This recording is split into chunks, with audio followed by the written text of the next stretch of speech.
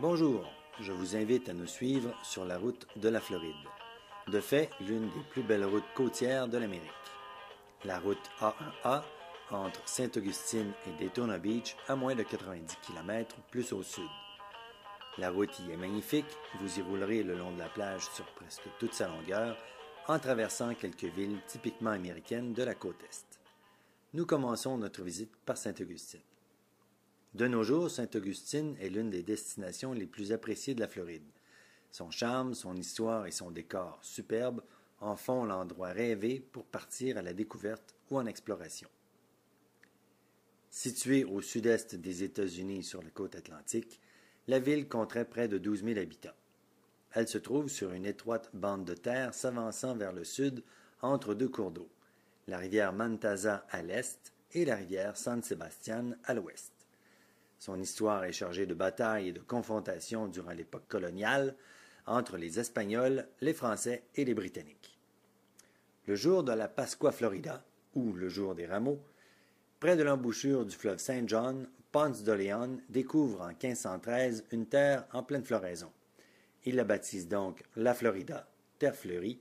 De León n'y est pas demeuré longtemps, mais ce surnom y est resté. C'est en 1562 que le roi d'Espagne Philippe II envoie Pedros Menéndez de Avilés à la tête d'une expédition pour se débarrasser des établissements français à l'embouchure du fleuve Saint John, qu'il considère comme une sérieuse menace.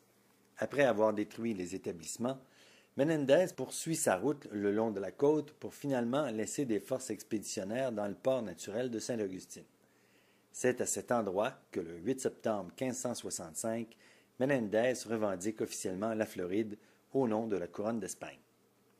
La ville sera continuellement attaquée par des expéditions anglaises et par les Amérindiens au 16, 17 et 18e siècle, mais les Espagnols réussiront à en garder le contrôle. L'Espagne finira cependant par céder la Floride à l'Angleterre en vertu du traité de Paris.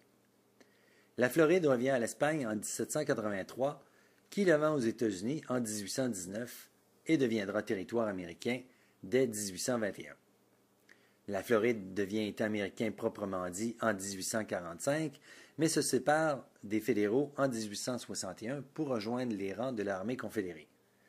À la fin de la guerre, Sainte-Augustine devient la destination par excellence. Son architecture de style espagnol, son décor naturel exceptionnel et son climat idéal attirent les visiteurs du Nord. Henry M. Flagler se rend compte du potentiel énorme de la ville. Il achète un chemin de fer pour transporter les passagers de New York à Sainte-Augustine, un trajet de moins d'une journée.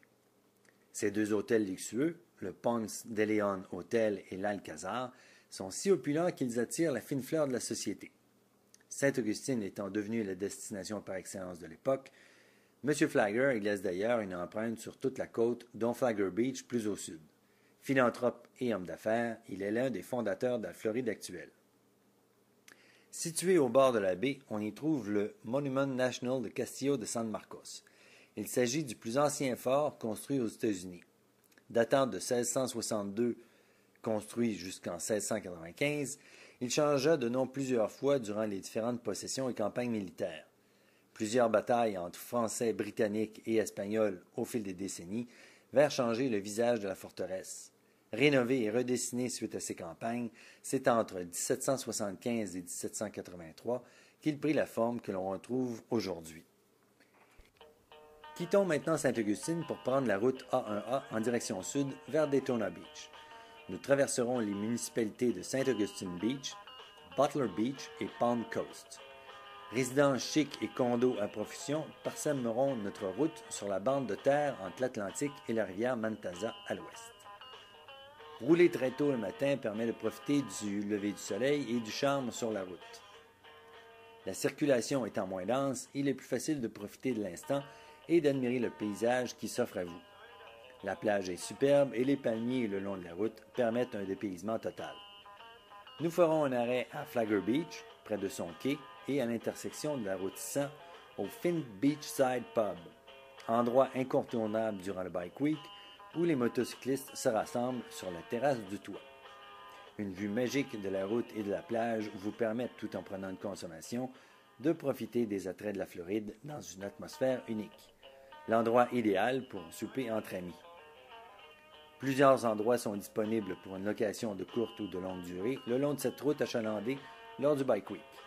Bien connue et parcourue par les motocyclistes, la A1A, à l'aube ou en fin de journée, réserve des panoramas splendides et une atmosphère magique. Quelques kilomètres encore, et c'est par le nord que vous faites votre entrée à Daytona, tout près de la route SR40. Certains la font aller-retour durant la journée, car cette route ne prend qu'une heure 20 minutes en moyenne à parcourir. Malgré cela, elle demeure la route à faire une fois dans sa vie.